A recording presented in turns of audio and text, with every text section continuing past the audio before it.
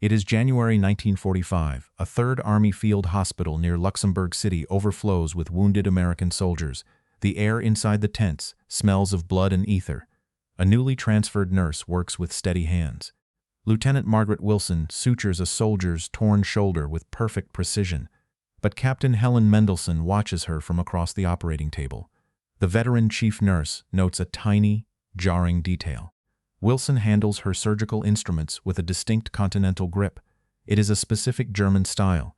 It is a technique completely unknown in American nursing schools. The small observation sparks an immediate, quiet investigation. When the urgent report reaches General George Patton, he does not launch a loud military raid. He orders a silent trap that will turn a master spy's flawless paperwork into her own inescapable cage. This is the remarkable story of what happened when a highly trained German female agent successfully infiltrated a frontline American field hospital, only to be completely exposed by the precise way she held a surgical needle. Before we continue with this tactical showdown, make sure you subscribe to the channel. We dedicatedly tell the gripping World War II stories that prove exactly how the right question kills the wrong cover. Captain Helen Mendelsohn was 38 years old, a native of Brooklyn, New York, serving as the chief nurse at this vital Third Army field hospital. She had spent 15 long years in sterile operating rooms, including 10 years of grueling civilian work at Mount Sinai Hospital before enlisting immediately after Pearl Harbor. Her younger brother had died at sea during a torpedo attack in 1942, a devastating personal loss that drove her into military uniform to save every wounded American boy she could reach. She had survived the worst nights of the Blitz in London and the horrific, bloody triage of Normandy, sharpening her eyes to the finest details of human anatomy and surgical movement. She knew every instrument, every standard grip, and every physical reflex of American medical training by heart. On a freezing morning in Luxembourg, those experienced eyes locked onto a new nurse whose hands moved with an unfamiliar, distinctly foreign rhythm during a routine operation. Frau Dr. Anna Heller was 28 years old, an elite intelligence operative from Stuttgart, Germany, currently posing as an American lieutenant named Margaret Wilson. She had trained as a brilliant medical doctor at the prestigious University of Tübingen before joining German military intelligence in the winter of 1942. She believed implicitly in European cultural superiority, firmly holding the conviction that the crude Americans were mere children, playing at war, who could never match German intellect or discipline. Her stolen wool uniform was immaculately tailored. Her forged identification papers were absolutely flawless, and her 3 months of rigorous vocal training gave her a highly deceptive Boston drawl. She had successfully infiltrated the field hospital under the female agent program of Operation Grafe to extract vital operational data from vulnerable, heavily medicated wounded officers. She was brilliant, cold, and entirely confident that her superior European education made her completely invisible to the ordinary Americans around her. By January 1945, the European theater was a churning vortex of frozen mud, relentless winter gales, and desperate combat. The German Ardennes offensive had violently shattered the Allied lines, creating a massive wave of tactical confusion across Belgium and Luxembourg. In the desperate wake of this final German gamble, Nazi intelligence deployed highly specialized infiltrators far behind American lines. These saboteurs utilized stolen uniforms, captured jeeps, and flawless identification papers to disrupt communication lines, misdirect supply convoys, and gather critical operational data. The sheer chaos of the winter fighting made these covert operations terrifyingly effective throughout the region. Thousands of American units were scattered, rapidly reorganized, and reinforced overnight, turning the Allied rear echelons into a fluid maze of complete strangers where nobody knew every face. Field hospitals were completely overwhelmed by an unceasing, brutal flood of frostbitten, bleeding, and mangled casualties arriving straight from the front lines. This left exhausted medical administrators with virtually no time for deep security screenings or thorough background checks. If a newly arrived medical professional possessed seemingly valid transfer orders and a competent set of hands, harried medical officers welcomed them into the surgical tents without a second thought. They were entirely focused on saving dying soldiers rather than verifying paperwork. Multiple rear area commanders had already allowed subtle personnel anomalies to slide, chalking up minor verbal quirks, strange habits, or unfamiliar administrative procedures to the general upheaval of the war. The immense pressure to keep operating tables functioning at maximum capacity consistently overrode the quiet warnings of military security protocols. But while the harried surgeons saw only a desperately needed surgical nurse, the veteran chief nurse in Luxembourg refused to ignore the unnatural muscle memory unfolding right before her eyes. Captain Mendelsohn stepped into the quiet supply room and closed the wooden door behind her. Lieutenant Wilson was sorting fresh surgical linens. Mendelsohn said, "Lieutenant, I watched you work on that sergeant from the 28th Infantry." Wilson did not turn around. "He had a severe arterial bleed, Captain. I stopped it," Mendelsohn said. "You did, but your hand placement on the needle holder caught my attention." Wilson smoothed a white sheet. "I am efficient, Captain. My results speak for themselves." Mendelsohn said, "They do, but you used a reverse continental locking grip. You held the instrument with your middle finger and thumb, stabilizing the hinge with your index finger." Wilson turned slowly, her face entirely blank. "It is a standard technique." Mendelsohn said, "Not in the United States. Bellevue, Mount Sinai, and Boston General all teach the standard palm grip. The reverse index is an old European method." Wilson smiled slightly. "I spent time in Europe before the war. I picked up habits." Mendelsohn said, "Your file says you trained exclusively at Boston City Hospital. Our nursing manual specifically forbids that European style because it changes the angle of entry on fragile tissue." Wilson tilted her head. "A minor administrative detail, Captain. Surely the life of the soldier is more important than your rigid American manuals." Mendelsohn said, "The manual ensures uniform safety. I need you to use the standard American grip for the remainder of your shift." Wilson crossed her arms, her Boston accent slipping away for a fraction of a second. "Your American manuals are written for basic assembly line workers, Captain.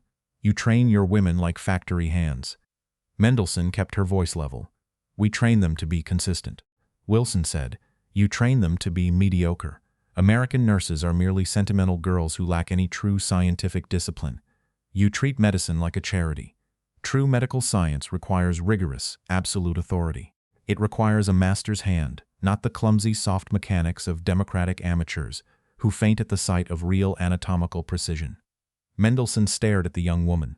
She saw the total lack of fear, the deep-seated ideological contempt, and the absolute certainty of superiority. This was not a stubborn replacement nurse from Massachusetts. This was a highly trained operative, holding a deep, dangerous hatred for everything American. Mendelsohn nodded slowly. "I see," Wilson said. "I am glad we understand each other." Mendelsohn left the room without another word. She walked straight to the secure administrative office and lifted the field telephone. Within 30 minutes, the hospital commander had notified regional counterintelligence. The urgent report reached Patton within the hour. Patton's jeep pulled up to the hospital tents, unannounced. 4 stars gleamed on his helmet, and the ivory-handled revolvers rested firmly on his belt. He walked into the sterile holding area without a sound, but every person in the room instantly stiffened to attention. His face was entirely frozen, a mask of quiet, absolute authority. Patton studied the young woman in the American nurse's uniform. His voice was quiet, but it carried across the cold room. He said, "What is your name, young lady?" She stood straight. "Lieutenant Margaret Wilson, sir, from Boston." Patton said, "Where did you receive your medical training?" She replied, "Boston City Hospital General." Patton said, "And where did you learn to hold a surgical needle like a Prussian doctor?" She hesitated for a split second, her eyes darting toward the door. "I do not understand, sir," Patton said. "You understand perfectly. You are an operative of the German Reich."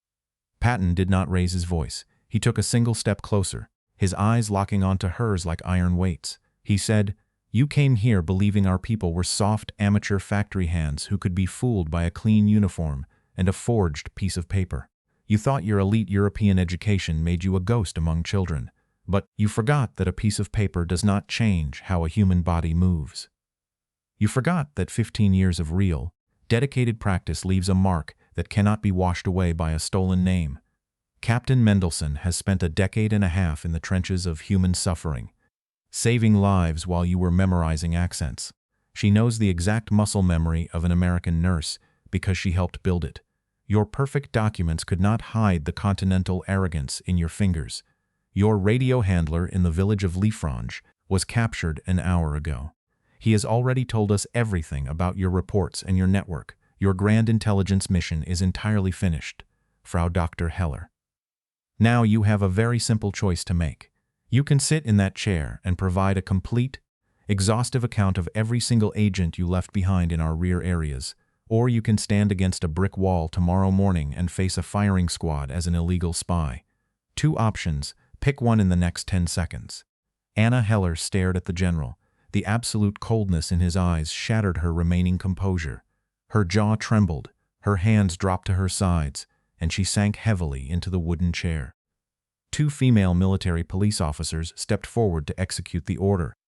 They stripped the stolen American Nurse Corps insignia from Anna Heller's collar, tearing the wool cloth with a sharp, definitive snap. They placed heavy steel handcuffs around the very wrists that had betrayed her, the cold metal biting into her skin. Major Eleanor Stone stood by as the disgraced operative was led out of the private room and escorted down the long, central corridor of the field hospital.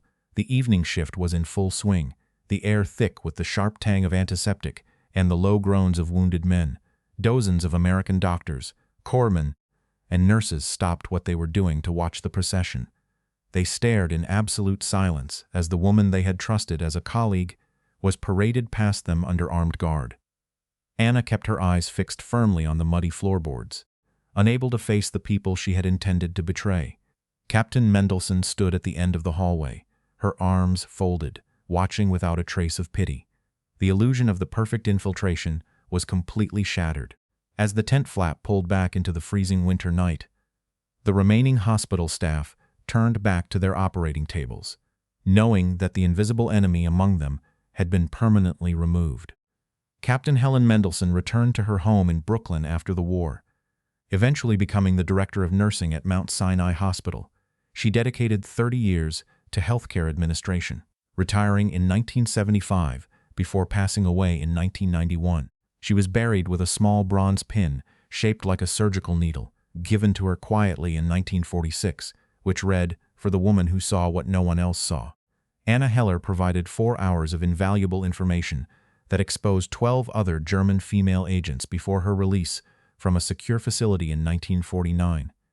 With her medical license revoked, she worked as an administrative translator in Stuttgart, married an American sergeant in 1951, and emigrated to Cleveland in 1956. She died in 1989, her daughters learning the truth only after their father passed away in 1991. General Patton never spoke about the hospital infiltration publicly, keeping the classified report secured inside his desk until his death. He left a final written reflection on the case, stating that the lesson was simple. Craft expertise beats forged credentials. He wrote that the enemy gave Heller perfect papers, but they could not give her the muscle memory of 15 years of real American nursing practice. Some historians argue that allowing a known intelligence operative to continue working inside an active surgical tent for an extra 24 hours posed an unacceptable, reckless risk to the security of vulnerable American patients and classified military radio networks. Others argue that the calculated delay was a brilliant counterintelligence maneuver that successfully prevented panic, allowed investigators to map the entire espionage apparatus, and ensured the clean capture of her primary radio handler. What is certain is that the detailed intelligence extracted from the Tübingen-trained doctor dismantled a widespread network of female saboteurs, permanently securing the Allied rear echelons during the critical final months of the war. If you had been in Patton's position, would you have handled the infiltration with the same calculated trap, or would you have arrested her immediately to protect the hospital? Let us know in the comments. And if you want more stories about how the right question kills the wrong cover, make sure to subscribe.